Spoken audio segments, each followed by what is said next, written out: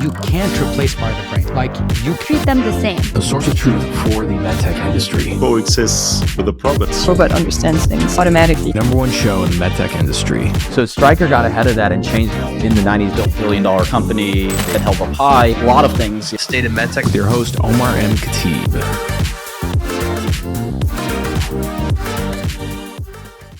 What's going on, everybody? Welcome back to the show. Let's face it, in the MedTech industry, I think we can do a lot better when it comes to how we market our products. It's part of the reason why I started my own company to do this. Always looking for other founders and entrepreneurs who are doing a really good job of this. And this is what brought me to Scott Nelson. Now, Scott Nelson is a longtime entrepreneur in the MedTech space. He's also founder of MedCider. MedCider is a digitally native media company that's focused on essentially getting key insights from medical device and health technology thought leaders. So be sure to go and check them out. Scott is now the co-founder and president of FastWave Medical, which is a privately held early-stage med device company focused on developing intravascular lithotripsy devices that are safe, efficacious, and cost-effective.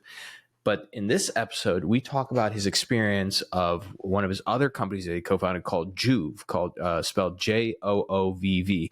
I actually knew about JOOVV for a long time because they are first medical-grade full-body red light therapy systems designed for in-home use. Really beautiful products. They were promoted, and this is how I find out about them, by people like Dave Asprey, who's huge biohacking world. Scott was the co-founder of that company, and so he did a fantastic job getting those devices to be adopted by early adopters and influencers, people like Dave Asprey, Skinny Confidential, Ben Greenfield, Aubrey Marcus, and many others. And I think when you listen to how he went about doing this, it can give you some great insights as to how you as a med device company can use social media influencer marketing for your devices, because let's face it, a lot of physicians are on social media. They're using Instagram, they're using LinkedIn, and technically, forget about key opinion leaders. I always talk about digital opinion leaders, and that's pretty much a social media influencer. So in this episode, you're going to learn all that and more. A couple of shout outs to our sponsors. Number one is Clary. If you're a company and you're using Salesforce, you're putting your investment at risk by not using Clary. Clary bolts onto Salesforce to do two really big things. Number one, automates the data going into Salesforce, so your reps love it because it makes their life easier, and you get clean data in there as a revenue leader. The second thing is that using their AI and algorithm, Clary plugs into Salesforce and starts giving you predictable insights on your pipeline, on revenue, on where you should be focusing deal-wise. And so it's a fantastic company, a great SaaS product. If you want to learn more, check out clari.com, CLARI.com. And lastly, when it comes to finding early adopters, it's really important to be able to get access to data on their procedure volume, prescribing habits, even their social media. Now, if you've raised a bunch of money, you can probably afford one of the sales intelligence platforms out there that provide these things. Problem with those platforms is that a lot of times they cost a lot of money. And the second thing is that they're a little bit difficult to use depending on which one you use. You can't just hand this to a sales rep. This is why I like using AlphaSophia. AlphaSophia is a sales intelligence platform for med device companies, specifically startups. I've used it actually in a lot of my commercial engagements. So I help a lot of companies commercialize their products. I use it to target early adopters to find their procedure volumes, their email, social media, and more. And the best part is that it really doesn't cost a lot of money. It only costs $300 a month. And so anybody can afford it at that price. Now, AlphaSophia is doing a special where if you're interested to learn more about their platform, they're going to give you 3 free searches for free.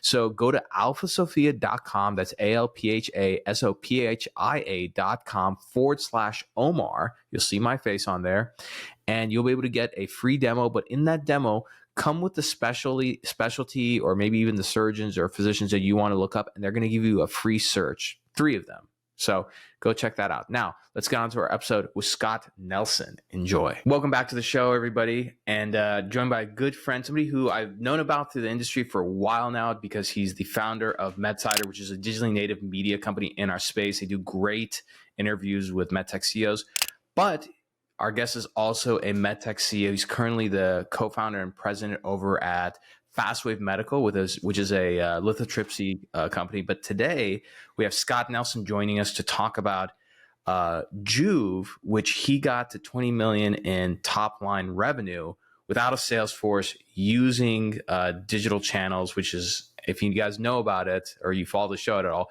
I dunk on our industry all the time about this because we spend too much money on traditional sales channels that don't work. And so, Scott, thank you so much for joining the show. How are you doing today?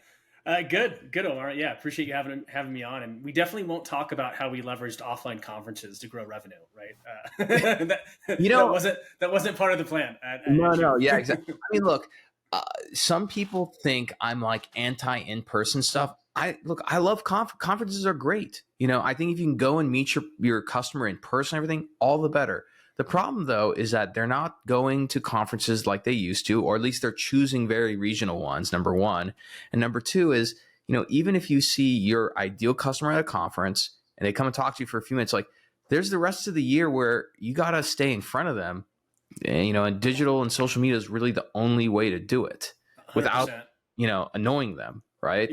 Yeah, totally. It's interesting, and I'm sure we'll probably dive into this in more detail. But I spent a short cup of coffee at at one of the largest like Marcom agencies way back in the day that kind of prided themselves on being a digital first or digitally native like agency. And I remember working on some projects where it was like relatively low. Like straightforward asks or initiatives, right? Like paid social, paid search, and it's like we had to scrounge to find, freelancers to help come in and solve for some of those issues. So it's just funny how slow, right, our space is to adopt some of these things that have been around for quite some time. And I don't know, I still can't figure out what it is. I don't know if it's like there's not enough fear of the future or what, because there's not a single person, even if it's like your traditional MedTech board member CEO, who when I say like, you should be using, let's say, social media and digital to sell and market, no one disagrees with me about that. But when it comes time to implement these things, there's so much scrutiny around it, like to spend $5,000 on some campaign. Meanwhile, you go to a conference and it's like, yeah, let's spend like $10,000 on putting our logo on a, hotel room key or something. Right. It's just really, really ridiculous. And I don't know, I've become a lot more like vocal about it, but I just have no respect for CEOs who are like, yeah, we want to generate like, $10 million in pipeline. And the way we're going to do that is we have a marketing manager that we're going to pay $80,000 a year plus an intern. And they're going to kind of figure it out as they go. Maybe we're going to it just doesn't make any sense. Right. Right. I think you nailed it on the head of like these phrases, right? Whether it's digital or social or whatever, like they're popular to use, but when it comes down to actually executing against them, like there's such a big gulf there, within our space. Easy to talk about, right? But so few that are actually doing it. But the few that are, I'm sure you come across this, right? With like, your business, the few that are like seeing really good results. 100%. 100%. I mean, I think, it's sad. Like I still have to think about who's doing a good job of it. I won't mention them because somebody told me that, the other day, they're like, oh, you kind of keep mentioning the same few companies. I'm like, that's because like, there's not a long list, so I'll spare the listeners the usual, like, list of usual suspects I roll off, but maybe let's kind of go back and just dive right into shop, because I know a lot of founders are going to listen to this episode. So what did JOOVV do? And then how did you guys get started in terms of getting traction? Yeah. So I'll answer that question by kind of taking a step back. So I grew up in the traditional device space, right? Primarily the cardiovascular arena. First half of my career was with large strategics. Kind of back half of my career has been mostly with startups. But I've always had a sort of a bias towards all things digital, right? And so like as an example, way back in the day, like 10, 15 years ago, I used to like consume a ton of podcasts, right? I used to read books on landing pages, right? And how to drive traffic to funnel. It was just always interesting to me, that sort of stuff. You're part of the early like ClickFunnels crew, huh? Oh yeah, for sure. Yeah. Processes, like I think I have it somewhere, like Traffic Secrets, but it was like a magazine. It wasn't even a book. Yeah. Oh yeah. Like some of the stuff that like then. Oh, for sure. It's interesting. Like even the first website that I like my own personal website that I built, I didn't build it back in the day, like loosely built it, I should say, was a WordPress site, but it was back when people weren't using WordPress to actually create full sites. Right. And so I don't know, I've always kind of dabbled in that space, but one of the last kind of quote unquote, full-time gigs I had, which was at Covidian, we sold and marketed and commercialized devices primarily to physicians as like end users, but because of the nature of the devices, they had a very kind of consumer kind of element to them. And so like part of the campaigns that we ran, although they were like kind of old school campaigns, they were more patient centric.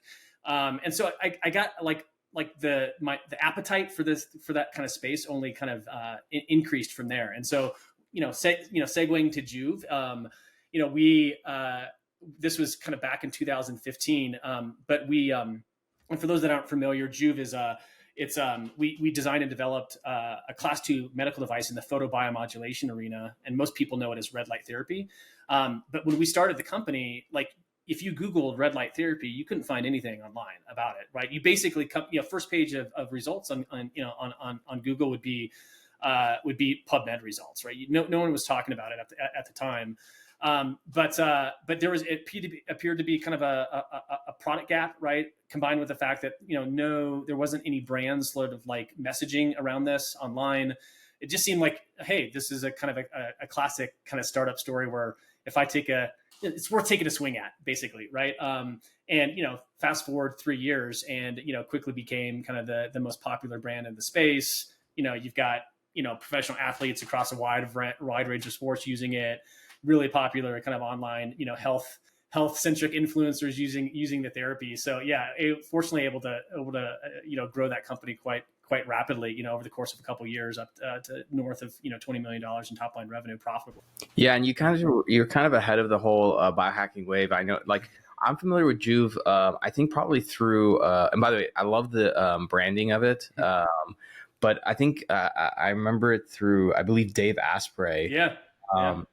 But so do you currently still own equity with JOOVV? Did you exit it? What happened with it? Yeah, we didn't exit it. I wanted to position it, personally for an exit. I thought it was there, especially kind of during the bull market kind of run up through 2021, but couldn't get sort of buy-in across the kind of the founding team to position it for an exit. And so yeah, I still own. I'm not operationally involved. Haven't been for quite some time. But still own a significant kind of equity, or still have a significant equity position in the company. But it was interesting because I think this parlays into kind of what we were talking about of how do you leverage KOLs, or MedTech companies call them KOLs, but influencers in essence, right? How do you take their influence and leverage it online? And we did, I think, a pretty good job of that at JOOVV. Granted, our KOLs or our influencers were the likes of Dave Asprey and Peter Attia and Andrew Huberman before these guys were popular, but we largely leveraged their audience, right? But did it online versus going to an offline conference and putting up putting our logo on some sort of banner or something like that, right? So it's been even kind of circling back to what I spend my time on now, which is FastWave. I am actively trying to leverage like a lot of what we did at JOOVV and seeing what fits, what doesn't, right? And how can we best leverage some of those learnings from kind of my days growing JOOVV. Yeah, and while JOOVV is definitely more of it is a medical device, but it is more B2C. My belief, though, is that the physicians that we sell to, they're consumers as well, and so a lot of the ways that you use B2C marketing and growth marketing tactics, you may not be able to sell just directly through that. You still have to have meetings. Like it's gonna be hard to sell a capital equipment through just social media marketing, but the idea is like you can use that for driving product awareness and adoption at scale versus the traditional way. So what were some of the first things that you guys did at JOOVV to sort of address and establish yourself in the market? Because when you started JOOVV, you started in 2015. So like just for people to know about red light therapy, like I would say red light therapy really took off. I think in 2020 is when it really started to take off. So you guys were really far ahead of the curve in terms of the market awareness. And so the level of market awareness was not very high. How did you guys get started, and where did you first allocate budget? Yeah. So the first couple things that we focused on were kind of more forcing functions versus anything else. So one is we didn't ever raise capital for the company, so we funded it entirely, with our own capital up front, right, and then reinvested a lot of the profit back into the business. But because of that, it requires you to not only move fast, but you have to be acutely aware of kind of how you're spending dollars. To be a little bit more pragmatic, we didn't have hundreds of thousands of dollars to throw at an experiment on paid social or paid search, right? Not to say that that would even work back then, because there was, not a lot of awareness around the therapy. And so we built the company on the backs of influencer marketing. So what we try to do is identify kind of leading health influencers and partner with them to create content together. And it went both ways, right? Like we produce content for our kind of our owned channels, right? But also we would do our best to try to get on their podcasts or try to get on their YouTube channel, et cetera. So that kind of the partnership went both ways. But we really grew the company again on the backs of that sort of approach. In fact, that actually led into when we actually started to deploy, traditional marketing efforts around like paid search and paid social.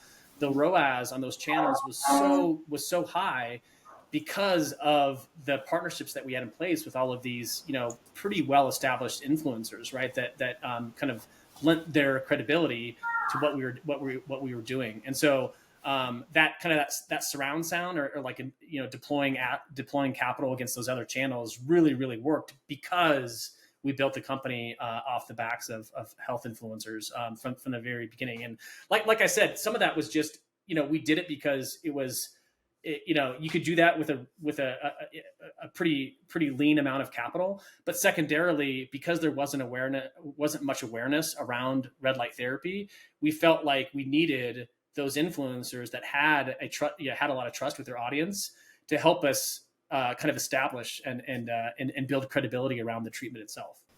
Yes, let's dive a little bit into that more, because I think the first thing that most people hear, like in our industry, when they hear about what you described, is to say, "Oh, we partner, go partner with people to make content about your product," and that's not what you guys did, right? It's more around like problem education, right? Because if you essentially own the education of the problem, by proxy, you own the solution, and that solution can be, attached to your product.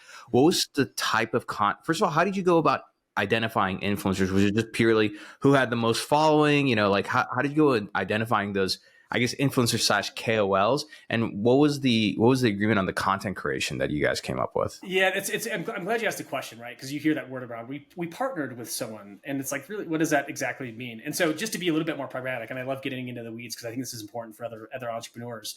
So early on, one step is obviously just to identify the right people. And I think now there's a lot more software like platforms that you can do this, but I still kind of fundamentally think there's a fair amount of manual effort to go. You may use software to help you find a list of 100 potential influencers to work with, as an example, but you still need to do the work to say, let me go to their YouTube channel, let me go to their Instagram channel, let me see actually if people are really engaging with their content, right?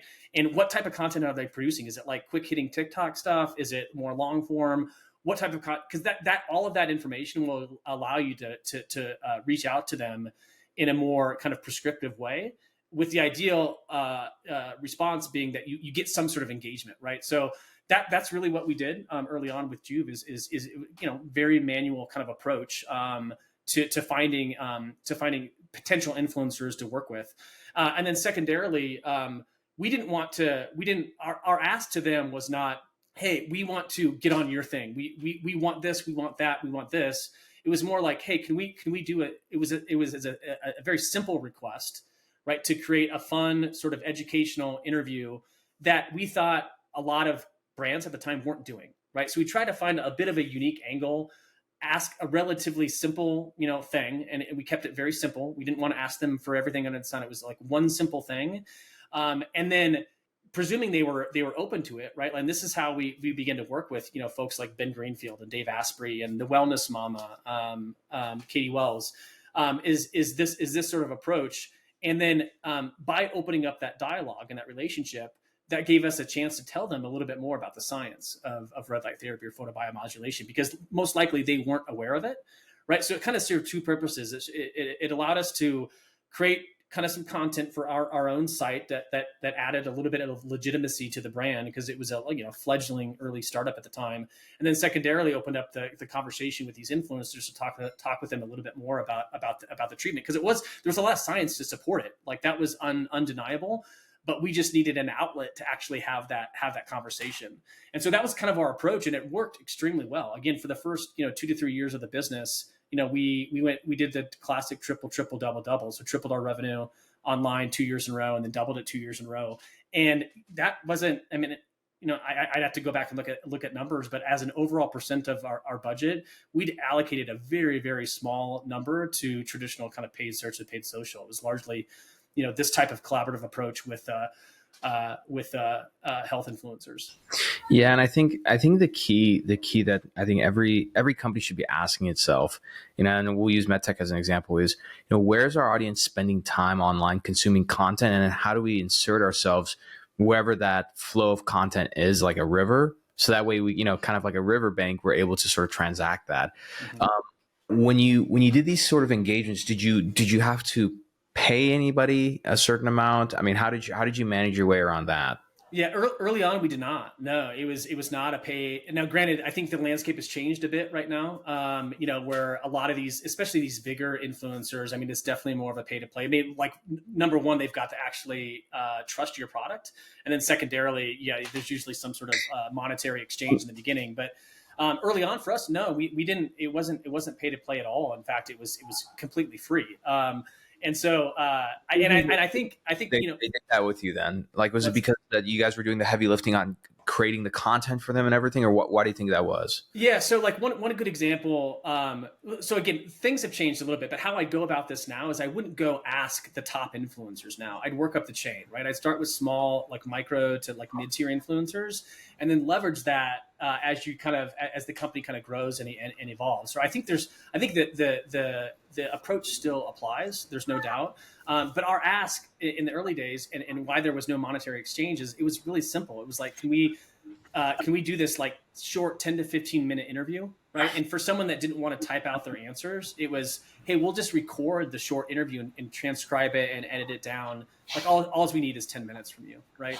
That was it. So it was a really, really straightforward ask. And then if they were open to it, we'd say, hey, by the way, this is what we're building. This is what we're doing. There's actually some cool science that supports it. Happy to send you a free device, right?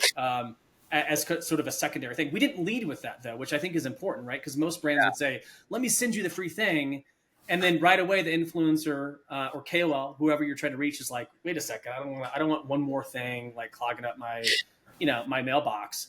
And so I think that you have to think about the approach in the right way. Oh, 100%. I think that this is an important key, which is to try and understand like what's important for that other party, and then use that engagement, whether it's inviting them on a podcast or interviewing them for your blog, or whatever, inviting them to whatever it might be, and then using it as an introduction to say, hey, like, this is what we do. Would you be interested in learning more about it? Mm-hmm.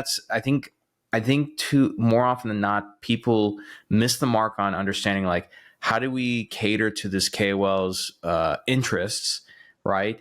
Have an educational conversation, and then you can kind of move that relationship forward. And I think that the industry, it's almost like it's like a paradox where we have like these really long sales timelines, but then we don't like to admit that, and we try and like act like we have a short sales timeline, just go straight for like, hey, here's a product. Like, are you interested? You want to buy it? Yeah.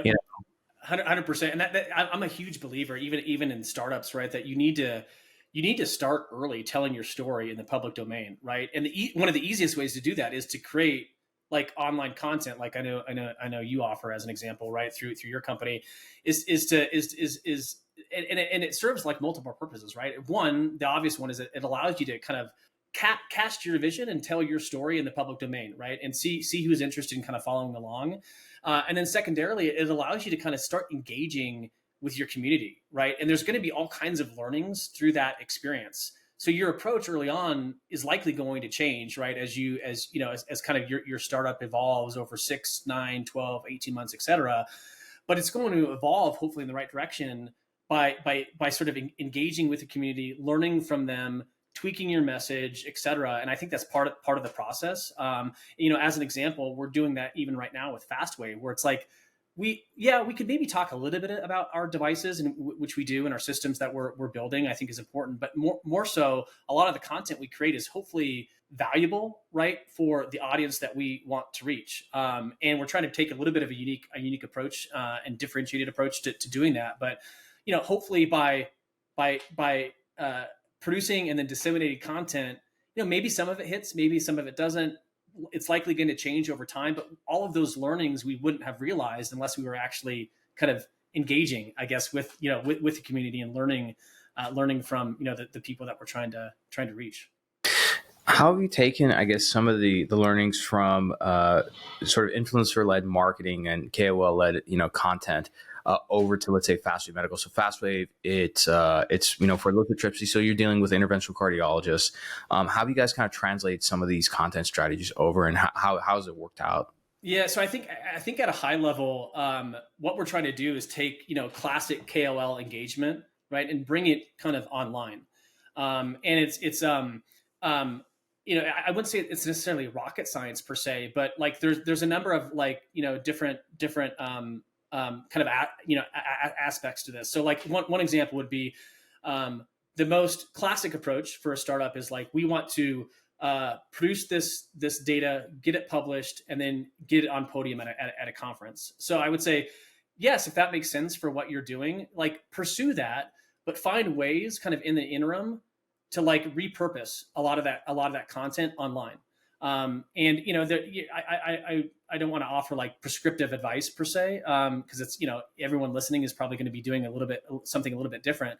But I would say overall, find those sort of intermediary steps that could actually scale online while you're still kind of following that offline path, if you will. And so like one good example, because I think you're friends with him, Chris over at Refine Labs. I think he's no longer there. Oh yeah, Chris is a very good friend of mine. He came from the med device MedTech. Yeah, I think which is interesting. Yeah, I'm the only guy who stayed in the industry, or at least I left and came back. He always, we always joke about that. He's like, man, he's like, he's like you're dealing with a really tough like market, because he started out here, and fortunately, like there's some med tech companies that are starting to use Refine Labs, which is great. It's great news early on for the pitch. But sorry, finish your thought. No, what I think they have a pretty, and there's more to this, and I don't want to make it sound more simple than it really is, but like there's a pretty, like they laid out a pretty nice blueprint, right? Which is, try to create content, right, that's going to resonate with your audience, that is helpful, that they find valuable, right? And when in the process of disseminating it online, whether it's through LinkedIn, Twitter, et cetera, you'll quickly discover what's popular and what's not, right? And that content that is resonating, that is popular, that is getting a lot of natural engagement, well, then you can put some paid behind that, right, to help amplify that particular piece of content. And there's a bit of a flywheel approach there, but I think that approach will work for almost any med tech company, right? That's largely leveraging offline conferences. We'll take some of that, take some of what you're already doing offline and just repackage and repurpose it online, right? And there's a lot of different ways to do that, right? But I think the ability to ensure that your content can be synergistic, both offline and offline, is really, really important, and be thinking about both at the same time. No, 100%. And I think like a lot of companies, they overcomplicate this. Like I'm on FastWave. I'm just looking through your guys' stuff. Like you guys don't have a podcast or like an Instagram channel. There's a lot of things you don't have, but you're creating nice content. Like you have some quotes from physicians. You have some your fellows series where you're tagging physicians and having them just use their iPhone to talk about their experience, right? And you're posting that, like, stuff like that goes a really long way. And I think the other thing about it is that is it nice for a company to have like an Instagram presence and TikTok and Twitter and everything? Totally. But maybe I think the basic is just like start with LinkedIn, because probably of all the platforms, physicians are using that the most, maybe behind Twitter.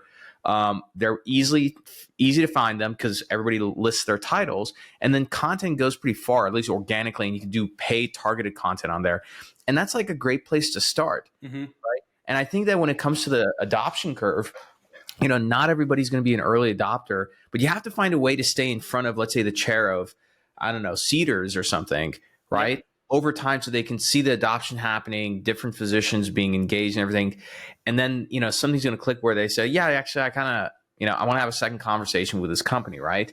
But that's not going to happen unless you stay in front of them. I always tell people that when it comes to persuasion, you have to get attention first before you're able to persuade. And getting the attention part is the hard part, which means you have to do it look, Coca-Cola, or forget Coca-Cola. I can't think of a better brand than Apple. Can you think of a better brand? Personally, I can't. Yeah. Right? Best products on the planet Earth. They still spend money putting billboards up. There's no market, And so, and for those, sorry, this is like a sticking point. Someone left a comment a long time ago, and I always bring. There's some startup, some snarky MedTech founder who's like, oh, but what about Tesla? Tesla has the most marketable CEO of all time. Tesla markets too, by the way, because that's the like, oh, Tesla doesn't market their product. I'm like, yeah, they do. Are you kidding me? Right. No doubt. But your point, though, you made such a great point about in order to be effective at conversion or persuasion, like people have to be aware of what you're doing, what you're building, right? And take Elon out of the equation. But like one of the best kind of like frameworks I like to use is that let's presume you're following a traditional offline path where you want so-and-so doctor to present your data on a podium at conference, right? Great. That's great. I'm not saying don't do that, right?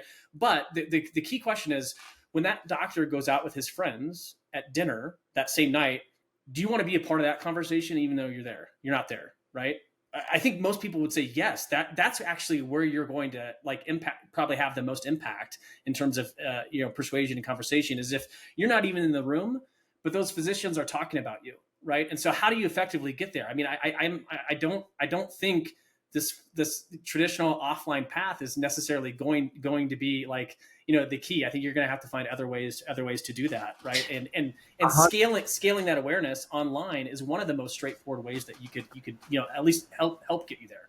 Yeah, and I always try and make it as simple as possible. And again, I have the most respect for founders who don't have a lot of money, but they're just trying, right? And I tell MedTech CEOs all the time, like, look, you're going to these traditional sort of offline engagements, right? A conference or something. So like if I'm going to use the cardiovascular, right? So let's just say you're in the cardiovascular place. You're going to go to TCT. Let's just pretend you can't even afford a ticket to go inside. Hang outside the exhibit hall, look for people and try and just grab a physician and say, hey, do you mind if I just interview 2 minutes just for our LinkedIn post and everything? Ask them some questions about what's their most exciting technology or what did they learn from TCT and everything. Document that and then literally take a selfie with them and post it later, tag them and just put what they, it's that simple. Yeah, totally. You know what's funny about this is I was listening to I think I first heard about this on My First Million, that podcast. I'm not sure if you listened to Sam Parr, Sean Purry, and Sean Purry. Yeah. So I think they were I think they had actually Jesse Itzler on the show, and he was kind of Jesse's he had owner of the Atlanta Hawks, sold marquee jets to Berkshire, hit after hit after hit, right? And he's tried a lot of things too, taking a lot of swings. But he was describing the story around. Oh, by the way, I love his stuff. Yeah, for sure. Yeah, he's great. And so he was telling the story about the early days of marquee jets, right? And he had never done a premium. He'd never done this company at all whatsoever. He had very little familiarity with it. But he was going out to this conference that was kind of like a TED type of conference, where it's a lot of wealthy individuals. He's like, I don't know anyone, but this is what I think is my ideal audience. They all go to this event. And so he didn't have the money to buy a ticket or whatever. But one thing he noticed when getting there was that there was very few ways to get coffee and a pastry in the morning. Right. And so what he did is he went to the local coffee shop, bought up all the pastries, right? Bought everything and then set up shop outside and was he was now the pastry vendor. Right. And so everyone that would come in for coffee would be like, wow, there's no food available. He's like, well, I've got food. Right. And so just that one little hack, right, opened up a ton of conversations to your point, there's going to be people that hate on what I just said and critique what I just said and say, oh, that's not possible. You can't do that. But it's the point here is that you got to find some unique edge, right? Something when you're first getting started, and not having enough money is not an excuse, right? Most people start out not having enough money, but there's usually something that you can do. And I love that story or that example you just shared at TCT. That's so anyone could do that, right? Anyone could go set up shop, have simple 5-minute conversations, take a selfie, post them online or post them on LinkedIn, and boom, all of a sudden it looks like, you're doing something, right? And there's probably some nice learnings, right, through that process as well. And that's not going to cost you much. Yeah, and I'm very big on stacking experiences together. So it's like, if you go, like, I'll give another example. Like, this is probably one of my favorites because it really highlights the point, which is one of the companies I used to work for, we didn't have any money. We couldn't go to conferences except, the CEO sent me some conferences without a ticket. I was like, just send me these conferences. We're starting a podcast, but the podcast had not been published yet. So I went to like 3 or 4 of them. I would find physicians on Twitter, like a few of their posts, send a message, say, hey, I'd love to meet you up and interview for our upcoming show. I'd meet them, take a selfie with them, and post it. And I did this over a period of a couple of months. And then one of the posts that I put up, some physician who's at Cleveland Clinic commented, oh, I had no idea you were at this conference, right? Sorry we missed each other. So I was like, that's rare for a physician to leave a comment like that. So I sent him a message. I'm like, hey, I'm sorry I missed you. I'd love to get on a call, just learn more about your practice and, tell you a little bit about our company. Got on a call. Fast forward later, that ended up being a key clinical site for this company. And they ended up publishing a paper and helping get FDA breakthrough designation, as a result of like that kind of partnership. And so my thing is like, you never know through social media and content, the network effect that's going to happen and who's paying attention.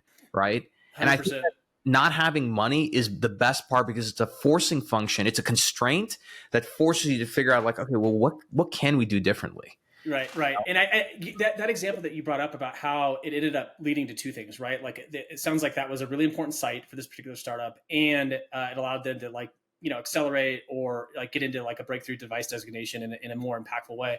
And I think that those are also like really key learnings too, because this doesn't necessarily apply just to commercialization, right? Or just, hey, if you're listening to this and you're like, well, I'm not going to have a product to sell for another 2 years, 3 years or whatever. It's like, well, like that shouldn't prevent you from producing content and being online and driving awareness for kind of what you're doing, because there's all of these ancillary benefits that it will likely lead to, right? Whether it's, and I'm thinking about this, it's especially pertinent to FastWave, right? As we get closer and closer to our pivotal trial here this year, like I want to be raising awareness for the company. So like when a patient has that conversation with an interventional cardiologist that's trying to enroll them in the study, they're at least maybe somewhat aware of what we're doing. It's not some like stale company that they've never heard of. At least we have some sort of presence that makes that consent that much easier, right, for interventional cardiologists, vascular surgeons to enroll in a study. So they're like those 2 examples that you brought up. I mean, they're applicable to kind of functions or different phases of your company, even if you're not ready to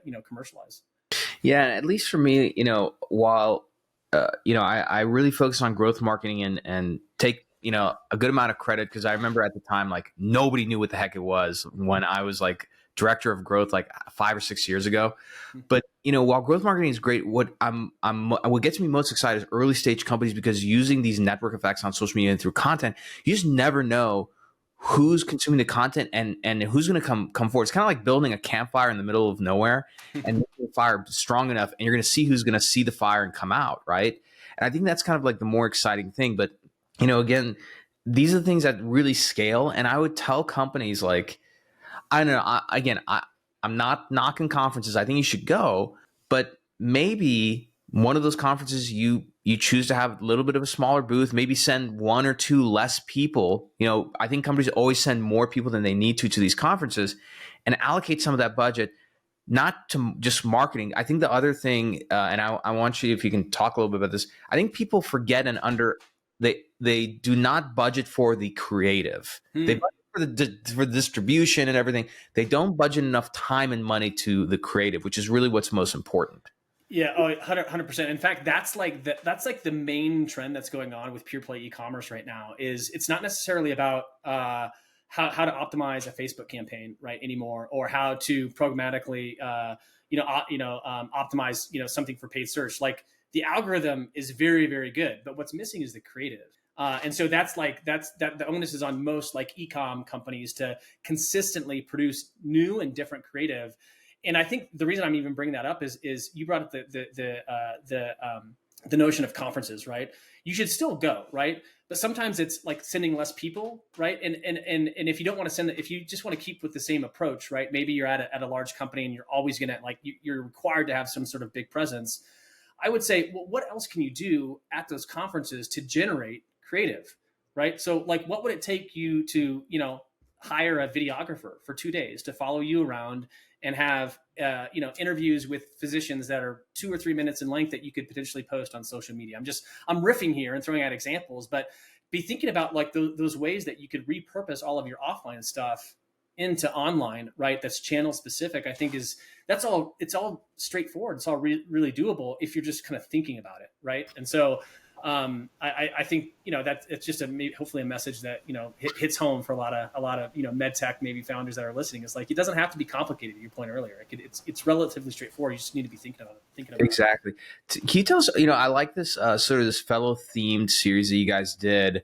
So if you go to FastWave Medical's page and look at the videos, you have these fellow themed interviews where you introduce a doctor, and the doctor is, it says this is as like simple as it possibly gets. They're literally using their iPhone to do a selfie video and talk about something you guys are posting. Can you talk a little bit more about that series? What was the purpose of it, and maybe some of the results you guys have gotten? Yeah. So we're in a position at FastWave where it's like we're still a year, 2 years maybe away from commercializing. So we can't.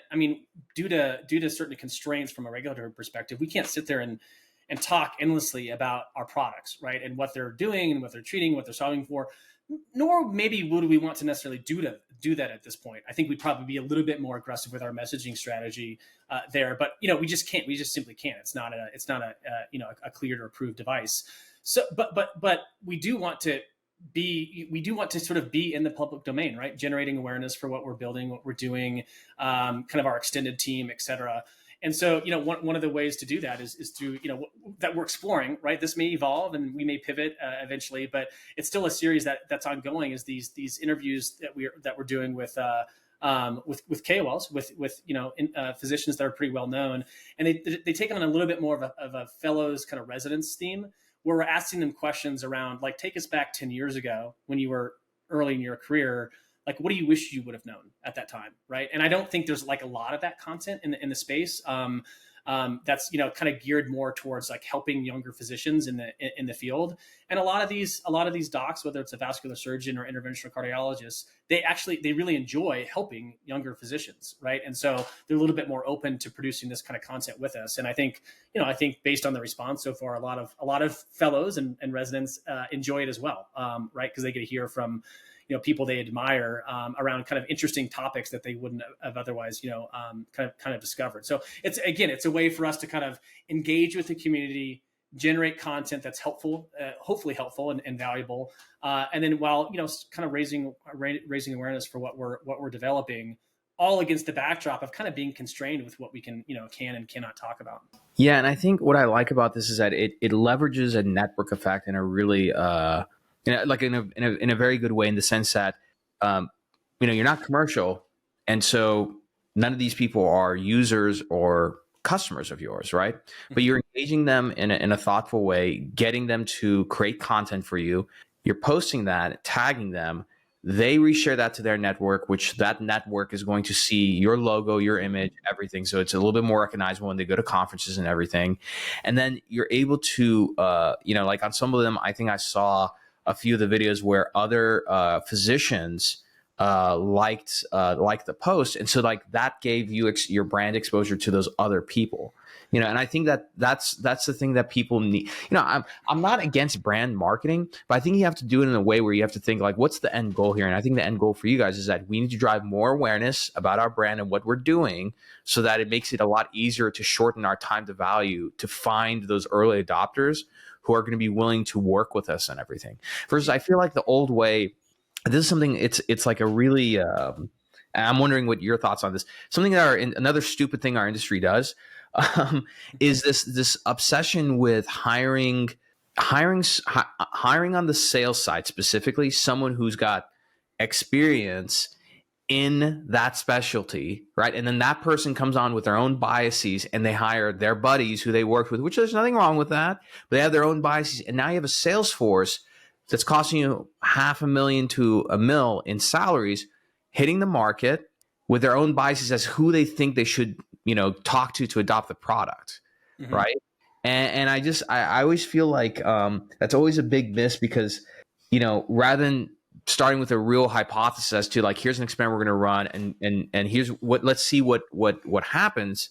It's kind of like the industry hires people with biases and jumps to conclusion and spends all this time chasing like a few key targets in the most traditional sales channels and strategies as possible, right? And then they wonder like, oh man, like why is it that it's so hard for us to raise money? Yeah. And it's interesting that you bring up, you're using like a Salesforce as an example, but I think the same thing applies to other functions too. And one of the recent guests that I had on MedSider, I think it was probably more so like 6 months ago, is Joe Landolino with Cresolon. I'm not sure if you've heard of that company, but they've done Cresolon. I think it's Cresion, I believe. No, I don't know about that. Kind of an innovative product. They actually started off by intention in the veterinary space to kind of prove efficacy there, and then are moving into humans and into patients, but kind of an innovative approach. And they've done really well raising capital, et cetera. But and he's a younger guy, smart, really smart, really sharp. But he mentioned that we were kind of talking about how do you identify consultants in these key functional areas, whether it's clinical, whether it's regulatory, et cetera. And he brought up something very similar to what you said, except applied it to regulatory, right? He's like, what I like to do is I like to find a conservative regulatory consultant that's basically going to tell me this is the straightforward approach. You're not going to get really a lot of pushback from FDA, et cetera. And then he's like, then I actually like to find a consultant on the exact opposite end of the spectrum that is a little bit more like a cowboy, and will give me like a very atypical kind of contrarian approach that, hey, maybe if executed the right way, if you have the right review team at FDA, maybe you have a shot at this alternative approach, right? And he's like, ultimately we typically land somewhere in the middle, right? But I think most MedTech founders would just take that conservative approach and be like, this is the tried and proven way. And again, I'm not saying that's necessarily wrong. I'm saying kind of stretch your thoughts, right? Stretch your brain a little bit about this in some of these key functional areas, because it's likely going to lead to some sort of learning, right? If you intentionally pursue kind of both ends of the spectrum, you're going to pick up on things and you're going to glean insights that you likely wouldn't have otherwise picked up on if you just follow, the classic kind of like conservative approach. Absolutely. And I think, the one thing that I try and like, at least the sales and marketing people who go through my programs and get mentored by me, I try and teach is just like on one side. And so now, like, let me beat up a little bit on SaaS. The problem SaaS has is that they have, it's very engineering led, especially the way they do marketing, which is good. They focus on scale and running experiments and everything. But sometimes there's some like common sense tactical things that you can do. Like, for example, in the event of like co-creating content and let's say, talking to people. So part of that is to see like, are they a good adopter? And maybe they turn out not to be. I think aside from getting insights, great voice of customer, you can also start building out a mind map of a network and just like literally asking the person you just created content with, hey, totally okay, who can you recommend who fits this psychological profile, like, is into these things, blah, blah, blah, blah, blah, right? And just shortcutting your way. And I think that a lot of times, marketers, they try and act really smart with their strategies and their campaigns. And sometimes you just need to go straight to the source and just be really good at like interviewing and asking questions and sort of connecting the dots. So it's almost like, I feel like the best commercial people these days do a combination of traditional sales and marketing, let's say like talking one-on-one with customers, going to conferences and everything, but at the same time, like coming up with really creative ways to drive awareness and, use a network effect. Again, like Jesse Itzler's story you shared is a great one. Right. And I think you're dead on in that, in the sense that, there's some people listening that would be like, well, it has to start with strategy. If you don't have a great strategy, execution is meaningless. And then there's that exact opposite spectrum where it's like, I'm just all about execution, right? Forget strategy. I'm just going to execute. And there's likely some sort of, combination of both that's going to be required. But the key is that it's going to likely evolve, right? I mean, you're going to take a swing and it's not going to work and you're going to pivot, but you're going to learn some things, right? And then pivot hopefully in a better direction. And I think that's the key. And that's, it's one of the reasons I'm such a big believer in just taking a lot of shots, taking a lot of swings, is if you just sit back, right? Let's take a startup, for example. That's like our next milestone is some sort of preclinical effort, right? We're going to do a cadaver lab or something like that. We're just going to wait to do anything and announce anything or issue a press release until we have the results. Well, it's like, well, yeah, you could do that, right? But maybe that approach is wrong and you're not going to learn anything over the course of those 6 to 12 months. Instead, engage with your community. Doing it online can be cheap and easy, right? And by sort of this combination of kind of thinking about the strategy, but also executing, it's likely going to be this kind of moving thing that evolves over time.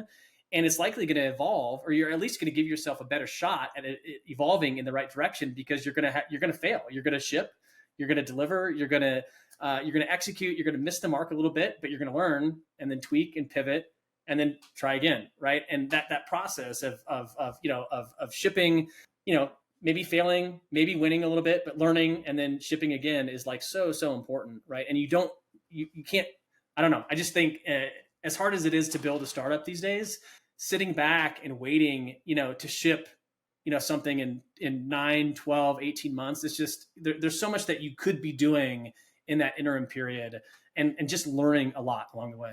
Yeah, no, I completely agree. And I think it's such a huge, this is like therapy for me, you should come out and feel more.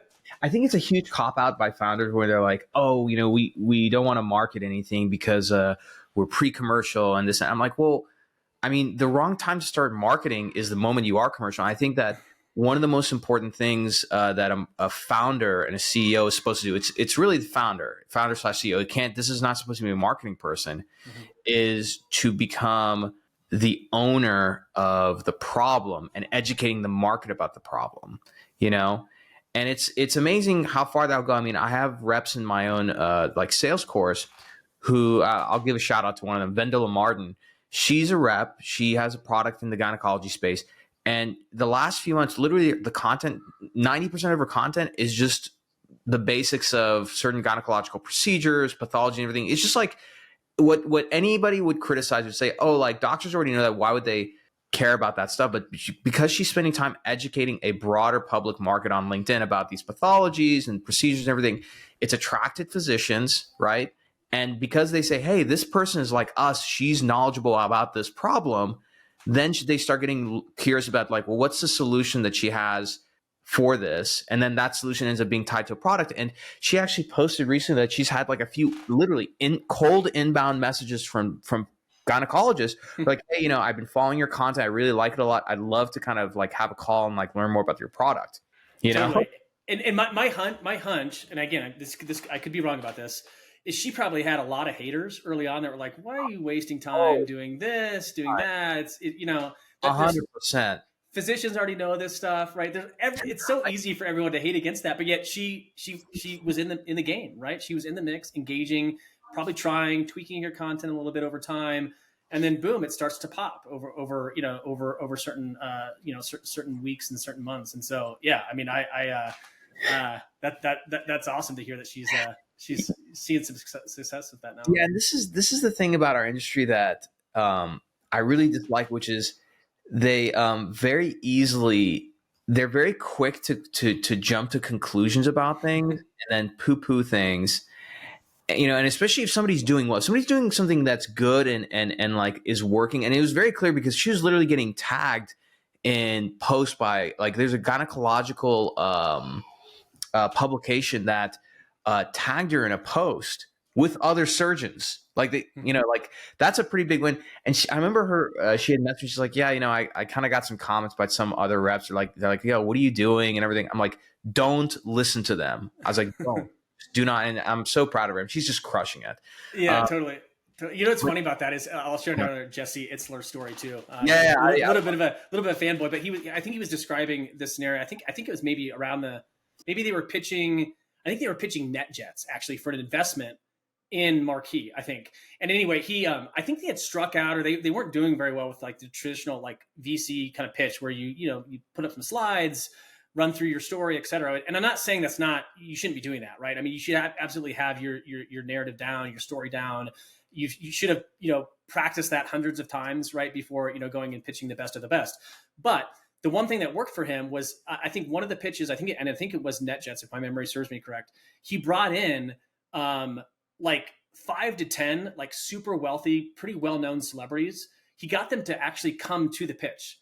Right. And they didn't do anything. They just sat and they got the question, I think it was from NetJets, or the investor on the other side of the table was like, Jesse, what do you do with all these? Like, who are these people? Like, why did you bring them to your pitch? And he was like, Oh, they're my customers. Do you know? And it was like some big name after big name, right? And I think the important point is like he was creative about what's ultimately important for that investor, right? That to that investor, it was like, who's using? Is anyone using this, and who's using right this product or service, right? And so, yeah. You mentioned that, so this is such an important thing. Too many times, I think founders, when they pitch, like that's the most important thing I think that an investor wants to see is like, is there interest in this? Is there a need? Is there a market need? And I don't know what's better proof than if you can send investors like, hey, like look, go look at our, like, let's say LinkedIn page and look at our content and look at the engagement that we're getting, look at the interest that we're having and the conversations we're having, because it's all live and public, right? And I think that a lot of investors just want to see like, is there attention going here? Yeah, right? exactly. Yeah. Very positive, because you know what everybody's going to have? Every founder is going to have like a deck where it's like, here's a couple of our customers, some pictures and a quote and everything. But when you can say, hey, like go follow our page, and we put out a piece of content once or twice a week, and we engage thoughtfully with the audience, right? Like that's a pretty strong signal, I think, especially when a lot of these companies are pre-commercial, pre-revenue, right? So you're like a PowerPoint company at that point, right? Yeah, exactly. You're right. And the reason I bring that up is just because I almost guarantee, right, when Jesse was like, hey, I've got this idea, we're going to bring like some of our biggest customers this pitch, people are like, what are you doing, dude? Like, absolutely, that's going to fail. Like, no one ever does that. But he tried, right? And it ended up working. And so I think the point is you don't know if it's necessarily going to work, but you need to take some swings. You need to take some shots. And if it's, if done the right way, even if it's like not a total success, you're likely going to learn, quite a bit along the way. So yeah, I again, just to kind of summarize, I'm a big believer in don't listen to the haters, right? Like learn some things, yeah, but don't let them persuade you, one way or the other. Though I can't remember who it was, but there's an entrepreneur I met, like, who I guess he had like 3 or 4 major SaaS exits that maybe amounted to something like $4 or $5 billion, and it was like 10 years ago almost. And he said something. He's like, anytime I hear somebody say that what I'm doing is effing stupid or crazy, I know I'm on to some next level, like, and I think it's so true. I think it's so true, because I feel like, and I think even in investing, like I was listening to, I want to say it was Bill Gurley from Benchmark, who's talking about it. He said, like, the thing about VC that people forget is that, in order to make these like really outsized returns, like you have to it's not just being about contrarian, like you have to go and make this bet on something that like a lot of people are going to disagree with and think is nuts. Right. So I think, in some ways, love him or hate him, I mean, I have my own opinions about it, but like, I can't blame like Andreessen Horowitz for putting like $300 million into WeWork's former founder, Adam Neumann, and his thing, right? Totally. Yeah. And this is not, I think the story, someone could counter this kind of this part of the discussion, say, well, that sounds a bit reckless, right? I mean, you're just basically trying a lot of things and hoping that they stick. It's like, that's not the point.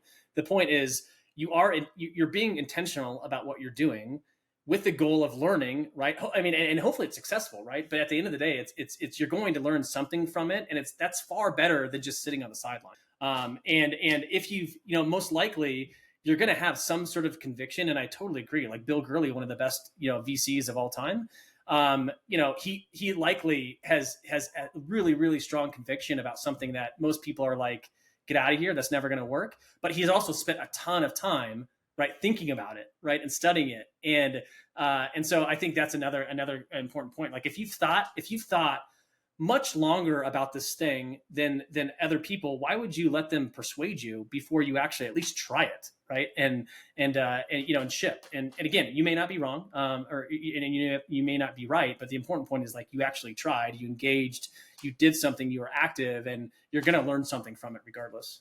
Yeah, I completely agree. And again, I think that's like the big like take home theme as we kind of wrap up the episode. And thanks for coming on the show, by the way, that I think founders and CEOs need to consider is that early on, I mean, continuously, especially early on, the best thing you can do is to kind of go directly into the market you're trying to engage and sell through. Use content and social media as that vehicle to connect with them, to engage with them, and get voice of customer and feedback. And then use those experiments to sort of inform your own hypothesis as to like how to develop a commercial model. The one thing, like, persuasion tip for everybody. I think a really strong piece of persuasion is if you find a way to publicly make fun of something consistently, that's a great way to get people to stop doing it. So this, one of the things I'm so sick and tired of hearing is this is such a med device thing, is like the playbook, right? Like, what's the playbook? And everybody has this playbook, right? And this playbook sucks, right? Most of the time when I hear about this playbook, it's some playbook that was used at J&J in the 1980s or something, and so I think that more people have to, especially commercial leaders, have to be a lot more open about, hey, here's the hypothesis that I have. Here's some experiments we're going to run. I don't know what's going to happen, right? But based on that, we're going to use some of that data to inform what our commercial plan should be, and then we're going to tweak it along the way. I think there's too much pressure. Again, who knows why this is, where people try and act as if they know what's going to happen, and it's like, here's the playbook, and then this is the thing we're going to do, and we're going to execute it. And then they execute it like it's this huge plane taking off, and they don't change it. You know what I mean? Yeah. Or think it's like it's the plane isn't going to falter at some point, right? It's like what's the famous quote from Tyson? Is like you don't I don't know, something like, until you get punched in the face or something. Everyone has a plan until they get punched in the face. Yeah, it's something like that. But it's very true, right? I mean, when you think about 100%. I think the biggest thing is just like, go out and engage and interact with the market. And in that process, you get qualitative data, you develop relationships, and you start informing your own hypotheses. So it's not like a surprise as to why certain people do and don't, adopt. So, well, Scott, thank you so much for coming on the show. Where can people find you? I know that, I want to plug your current company. I think it's flowmedical.com. It's FastWave Medical. Sorry. Yeah. We were in the flow, man. We were in the flow. We were in the flow. Yeah. Sorry. FastWaveMedical.com. And then for those listeners who want to listen to Scott's podcast, it's a really good one, MedSider. Look it up, MEDSIDER. And then where can people find you online? The most active sort of social channel is LinkedIn, right? So just Google Scott Nelson MedTech or something like that. You'll likely follow me or find me, I should say, there. I'm somewhat active on Twitter, but much more. You'll get much more interesting content on LinkedIn. LinkedIn is more like positive and education. Like, I always walk away from LinkedIn saying like, that was good. I feel good about myself. Twitter, I love Twitter, but it's wild. It's too wild on there sometimes. Yeah, the best. You could either it's like opposite ends of the spectrum, right? It's either like you walk away feeling like super depressed about where where things are headed, or it's like you find yourself laughing out loud out of some meme that someone shared. You know what I mean? So. Let me tell you, meme culture on Twitter is just it's just such an amazing art form. It is. It's like the best meme creators are like really, really good at what they do. We're going into an election year this year. It's just going to be awesome. there's no doubt. I've actually thought about I likely won't do this, but like creating an anonymous meme account on LinkedIn just to bash some of the stuff that like drives you and I crazy, right? That other MedTech companies do. So LinkedIn has now made it harder to create accounts. They want you to verify with an ID all the time. But let me help you out with this. I want to do the same thing. So I actually created a meme account on Instagram for MedTech, Med Sales. So whatever memes you want, you send it to me. And if you'd like to stay anonymous, I'll keep you anonymous, or I can attribute it to like, we can come up with like an anon, like for you. But send those, just go ahead and send those my way, because there's just too much amazing stuff. Like most of those memes on our Instagram channel, All Hail Medical Sales, 50% of them make it to LinkedIn. Stay on Instagram. I'm just like, nah. I'm like, people know that this is me, so I was like, I better keep it on here. Wait, what's the handle on Instagram? It's all hail medical sales. Okay, I'll have to it's got like 8,000-9,000 like reps following it. They're just wild. These people are wild. Oh, that's funny. Funny. That's good stuff. You have to check it out. Well, Scott, thank you so much for coming on the show. I want to thank our audience. Be sure to check out Scott on LinkedIn. Go check out his company, FastWave Medical, and be sure to check out MedSider. I'm your host, Omar M. Khatib, and we'll see you all next time.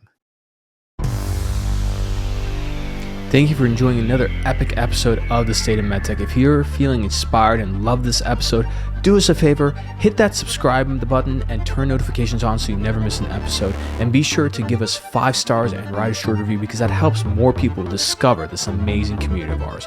If you're a company who has a executive that you'd like to be on the show, or perhaps you want to sponsor one of the episodes, shoot us an email at hello@katibanco.com. Take care, and we'll see you next time.